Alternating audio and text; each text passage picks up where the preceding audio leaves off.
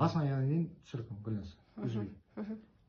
Қоғамдық тыңдауларды өткізу кезінде мүдделі мемлекеттік органдар мен жұртшылықтың ескертулері мен ұсыныстары нақты тұжырымдалмаған және ескертулер мен ұсыныстардың мәнін көрсетпейтін немесе қоғамдық тыңдаулардың мәніне анық қатысы жоқ тыңдаулардың барлық қатысушыларының жай көпшілік дауысымен дауыс беру нәтижелері бойынша ескерілмейді. Тыңдау барысында және чатта балағат сөздер айтуға, қорлауға жол берілмейді. Қоғамдық тыңдаулар өткізу үшін төраға мен хатшыны таңдау қажет. Енді төраға ретінде округ әкімі ретінде өзімді ұсынсам, қарсылықтарыңыз жоқ па? Және де әзірлеуші өкілінің хатшысына округ әкімінің хатшысы Қайтпаева Жанатты таңдап отырмыз. Оған да қарсылық жоқ шығар? Жоқ. Осыған енді дауыс берулеріңізді сұраймыз. Кім қолдайды төраға мен хатшыны? Рахмет көп. Енді жобаны әзірлеуші Қазцентр проект баяндамасына кезек берейік. Ұсынылатын баяндама регламенті 10 минутқа дейін. Баяндамашыға сөз берейік. Оны дауысқа саламыз ба? Ал енді баяндама регламенті 10 минут, талқылауға регламенті 5 минутқа дейін уақыт бекітілген. Енді сіздердің назарларыңызға Нұрахмет Қуаныштың баяндамасын тыңдауға арнайы өкіл құрылыс бөлімінен. Сөз кезегі өзіңізде. Нұрмахамет Қуаныш Нұрмахаметұлы, Қордай ауданы әкімдігінің құрылыс бөлімінің бас маманымын. Біз мынау биотермиялық шұңқырдың тапсырушысы болып табыламыз. Қазцентр проект деген жобалаушы мекеме ғой. Осы биотермиялық шұңқыр туралы сізге қысқаша мәлімет беріп кетемін. Сосын сұрақтарыңыз қойсаңыздар болады. Жануарлардың мәйіттерін залалсыздандыру үшін шұңқыр салу. Биотермиялық шұңқыр Жамбыл облысы Қордай ауданы Степной ауылында орналасқан. Жер учаскесінің мекен жайы Жамбыл облысы Қордай ауданы Степной ауылы номер 36 кадастрлық номерде тіркелген. Мемлекеттік актіге сәйкес учаскенің ауданы 0,05 гектар құрайды. Жер санаты елді мекендердің жерлері жер учаскенің нысаналы мақсаты биотермиялық шұңқыр жұмыстарын жүргізу үшін. Географиялық координаттары бар. Тұрғын аймаққа дейінгі қашықтық 2,5 километр. Жобада мал қорының құрылысы, оның айналысында үйінділер мен траншейлар, қатты жол киімдері қарастырылған. Сондай-ақ аумақтың периметрін қоршау, қиыршық тас қоршаумен қарастырылған, көгалдандыру көгалдардан алынған. Учаскенің ортасында ені 3,5 метр қиыршық тас жол жобаланған. Қоршаулардан 1,5 метр шегініп, әр жағынан шұңқырдың құрылысын жоспарлаймыз. Жалпы тереңдігі 10 метр болады биотермиялық шұңқырдың. Құдық металл қақпақпен жабдықталған құрылысын жоспарлаймыз. Нөсер және еріген сулардың шұңқырға түсуіне жол бермеу үшін периметр бойынша тереңдігі 0,5 метр арық орнатылады. Учаске P6V4-2 5 қоршау панельдерінен тұратын бетон қоршаумен қоршалған. Оның ені 4 метр. Плиталардың жалпы саны 7 дана. Мал қорына кіру қақпа арқылы жүзеге асырылады. Қақпасы ашылып жабылады ғой, басқа не түсіп кетпейтіндей. Мәйіттердің ыдыраған бөліктерін жерге түсуіне жол бермеу мақсатында құдықтың түбін және қабырғаларын геомембрананың жоғарғы жағымен бетондау көзделеді. Геомембрананың ауданы 60 метр квадрат. Мәйіттер мен биологиялық қалдықтарды тасымалдауға бөлінген көлік құралдары санитариялық өңдеуден оңай өтетін су өткізбейтін жабық шанақтармен жабдықталады. Мұндай көлікті жем-шөппен басқа да азық-түлік өнімдерін тасымалдау үшін пайдалануға тыйым салынады. Сонымен қатар осы шұңқырларда келесі ауруларды жұқтырған жануарларды көмуге тыйым салынған. Оны атап өтсек, күйдіргі, ірі қара обасы, құтыру, сіреспе. Сондай-ақ Қазақстан аумағында бұрын тіркелмеген аурулар мал дәрігері жерлеу алдында мәйіттерді тексереді. Жоғарыда аталған жағдайларда мәйіттерді кек алу үшін немесе арнайы бөлінген жерлерде жоғарыда аталған өртеу қажет. Шұңқырдың өлшемдері 60 метр квадрат, общий 300 метр куб. Жануарлардың мәйіттерін көмудің болжамды көлемі жылына 3 тонна және бүкіл кезеңде 10 жылға 30 тонна. Ол 10 жылдан кейін, мынаны қолданғаннан кейін қайтын көміп, жерді қолданса болады. Өйткені оның ішінде ештеңе қалмайды ғой. Ферменттер ыбырат келеді малдың сүйегіне дейін. Атмосфералық ауа. Бұл атмосфералық ауаға қысқаша айтып өтсем, тек қана жұмыс кезінде 1,22 гигакалорий секундда немесе 0,02 тонна жылына зақымданады. Ол тек қана жұмыс кезінде. Пайдалану кезіндегі сол пайдалану сатысында ластаушы заттар негізгі көздері болып биотермиялық шұңқыр мен автокөлік құралдары табылады. Биотермиялық шұңқырлар құлаған малдың өлексесін қауіпсіз және тез ыдыратуға арналған нысандар. Алайда оларды атмосфералық ауаның ластауына себеп болады. Жобаға сәйкес бұл кезеңде екі ұйымдастырылмаған және де 4 ұйымдастырылған көзі қарастырылған. Пайдалану кезінде ластаушы заттардың жалпы массасы 0,4 миллионнан болып табылады. Жер үсті және жер асты сулары. Тікелей жұмыс учаскесінің ауданында су объектілері жоқ. Бұны енді зерттеп шығады жобалаушы мекеме. Именно сол жерде ол жер асты және де грунтовые воды дейді ғой. Онда ештеңке жоқ екен 10 метрге дейін. 2 километрде Шу өзені орналасқан, оған ешқандай зақымы тимейді.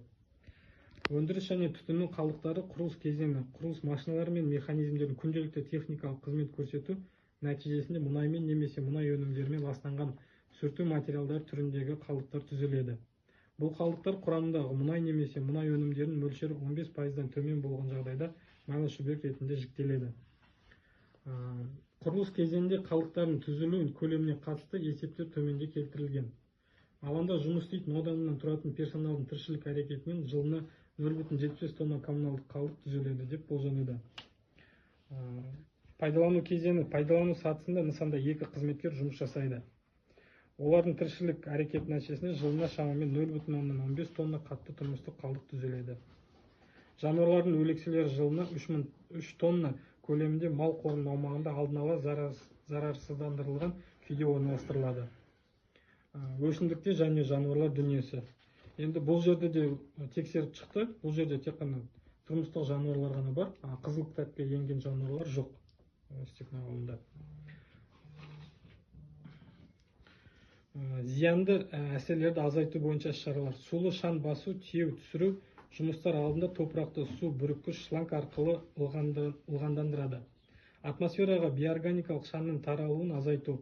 Атмосфераға тарайтын улы заттарды азайту үшін күндізгі уақытта дизель отын жану режимдерін пайдалануды шектеу. Бұл тек қана енді биотермический яманың пайдалануына байланысты. Компрессордың жұмыс уақытын қысқарту арқылы технологиялық шешімдерді енгізу. Су ресурстарын ластауға жол бермеу мақсатында технологиялық, санитарлық және басқа да кешенді іс-шараларды жүзеге асыру. Шаруашылық тұрмыстық ағынды суларды нысан аумағында орналасқан оқшауланған шұңқырға биодәретханаға бұрып, кейін мамандырылған ұйым арқылы жақын маңда тазарту құрылыстарына шығару. Бұл жер асты сулардың ластаудың алдын алуға және рельефке тікелей ағынды су жіберуді болдырмауға мүмкіндік береді. Кәсіпорын аумағын көгалдандыру, кәсіпорын шекара периметрі бойындағы бос аумақтарда, кіреберіс жолдар бойында және санитарлық қорғау аймағында ағаш отырғызылады. Баяндамаңыз аяқталды. Қандардың шұбарлықтарыңызға рахмет. Енді баяндамашыға талқылауға көшейік. Кімде қандай сұрақ? Мына жерде жазғанын көзім көрмей қалдық айтқан жерде. Қай ауылдарға арналып салынып жатыр бұл? Степнойға? Степной? Арал қалғыты ғой осы шоу. Арал қалғыты. Степной ауылдық округі. Қалғытыдан оны қапатты тастайды өлі. Бұл енді мына жерден 2,5 километр болса, ол Славныйға жақындап кетті ғой. Ол жерде болотный жер. Славныйдан алыс ол. Ол жерде болотный жер, ояқтың барлығы. Қажет. Жаңағы сіздер планировать етіп жатқаның бәрі. Жоқ, біз бар. Саржақ қой. Біз бар тексердік қой. Ол жер топырақты жер ғой. Бұның орны былтыр өткен мен алдында әкім кезінде уже нақтылап белгіленіп қойған екен ол жер. Абайға болды ғой, осыған дейін әкімші. Біз бірге барып сояқ тексергенбіз. Оның бәрі экспертизадан өтті ғой.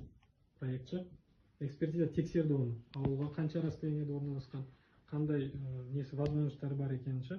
Оның барлық тексеріп шықты. Болотный жер емес ол жер. Ояқтың барлығы саз болатын бір кезде. Енді мен соңғы жылдары барып көрген жоқ. Ол тура жоқ, мусор сол төңіректе Славныйға шейін айдап баратынбыз.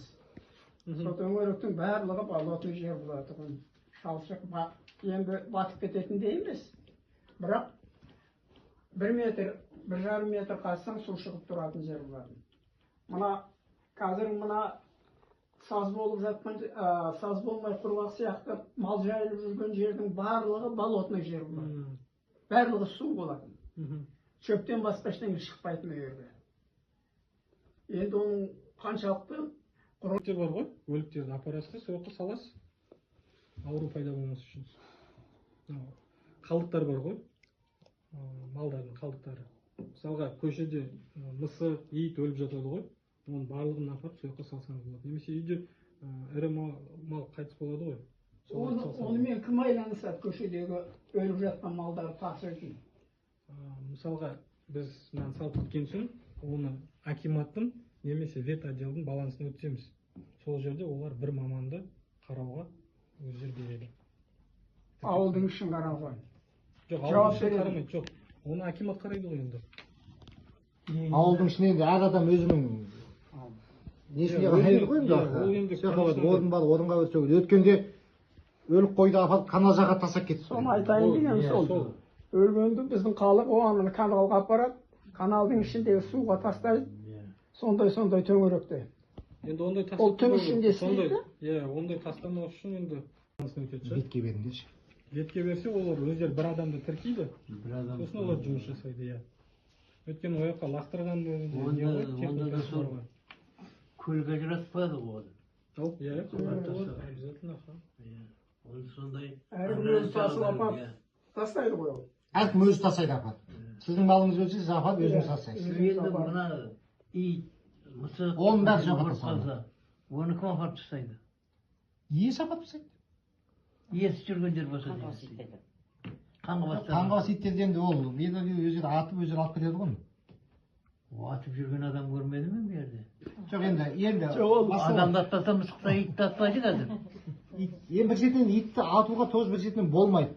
Бір шетінен атпаса тағы болмайды. Енді соны регулировка жасау керек қой, айту керек, арыздану керек. Ал көшеде балалар жүріп Ол арыздандық енді анау өткеннен бері гол сатыпта несі конкурсқа жеңімпаз анықталды, жеңімпаздың оғы жоқ болды, сондай мәселе болған. Енді қазір очередьпен келе жатыр әр ауылға. Ит біздің ауылда ғана емес қой енді, барлық ауылда бар. Сол айтты әкім мырза, енді очередьпен сіздің ауылыңызға келеміз деді. Жақын арада иттерді өткенде бір келген, түске таман, мен айттым, түске таман қандай ит көрдім ме сен жақтан. Шықсаңдар таңғы сағат 4-5-ге қарай шығыңдар да, сол кезде атыңдар. Сөйткен, содан кейін хабарласып жатырмын, күнде әкім мырза міне ана ауылды қазір қамтып жатырмыз, қазір ауылды қамтып жатырмыз.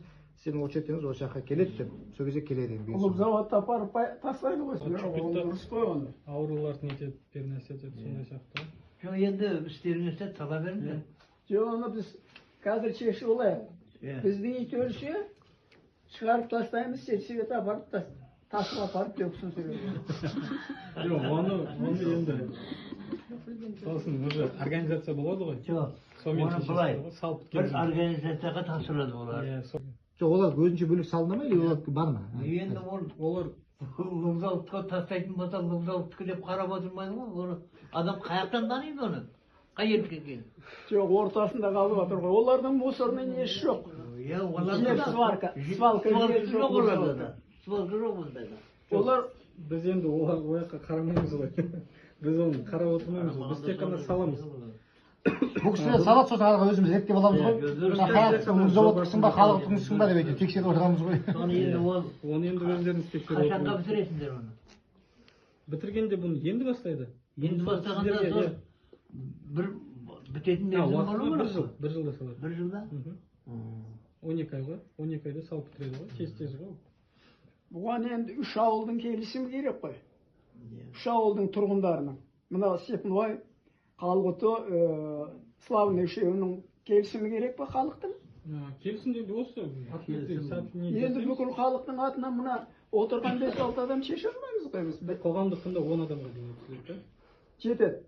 Онда бұны ешкім... Жоқ, енді мен ойымша бұған ешкім қатысы болмайды ау. Өйткені оға дейін де өзімен хабарландырулар шыққан екен. Газетке де барлығы. Мен ойымша бұған енді ешкім қатысы болмайтын шығар. Шынымен қазір халық енді өткенде мал тастаған екі кісі өліп малын тастаған екен. Оны бағырып, участковой шақырып, сырғасынан тауып, кімнің екен, хозяин шақырып, шығарып салған болатынбыз. Содан енді әркімге сала бермейміз ғой енді ауыл тұрғындары. Енді менің ойымша ауыл тұрғындары ешқайсысы қатысы болмайды. Соған шейін қайда тастайды енді мал? Оған дейін мал өлмей тұрады деп тейген. Оған дейін жаңағы бізде тастайтын ғой жақын ауылдан. Талаптыға таңсауға рұқсат па бізде?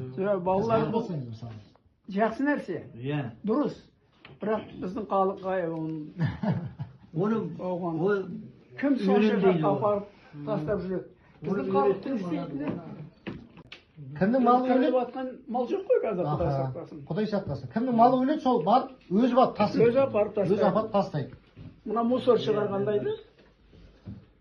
Дұрыс қой, ол мәселе ол ауамен басқа ауамен енді өзі дем алады ғой. былай жасау керек қой. Сол осы ауылда малсыз адам жоқ.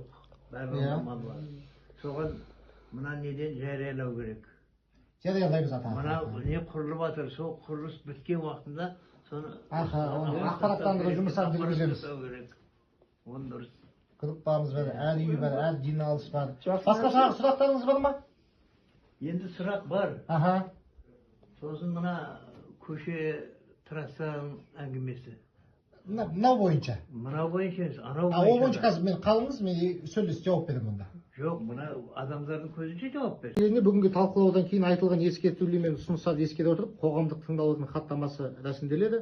Сондай-ақ тыңдаулар хаттамасы бірыңғай экологиялық порталда, сондай-ақ Жамбыл облысының табиғи ресурстар және табиғат пайдалану реттеу басқармасы интернет ресурсында тыңдалу өткізілгеннен кейін 2 жұмыс күні ішінде қоғамдық тыңдаулар өткізу қағидаларын көзделген мерзімдерде де жарияланатын болады. Осы біздің қоғамдық талқылауымыз бәрі жарияланатын болады. Басқа сұрақтарыңыз? Сосын проектісін несін берсеңізші, эскизін. Біз көрейік, қандай несі болу керек, түсінетті. Хорошо, әкімге беріледі. Басқа О жерде сұрақтарыңыз болмаса, оны бәрін алып келеді. Аха.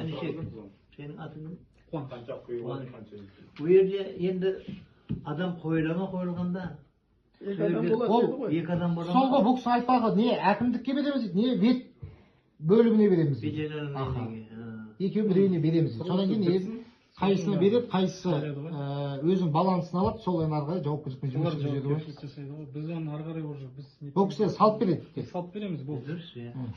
Ары қарай кім қолданады, оны уже Дұрыс, әкімет дұрыс, шешеді ғой, аха. дұрыс қолдаймыз.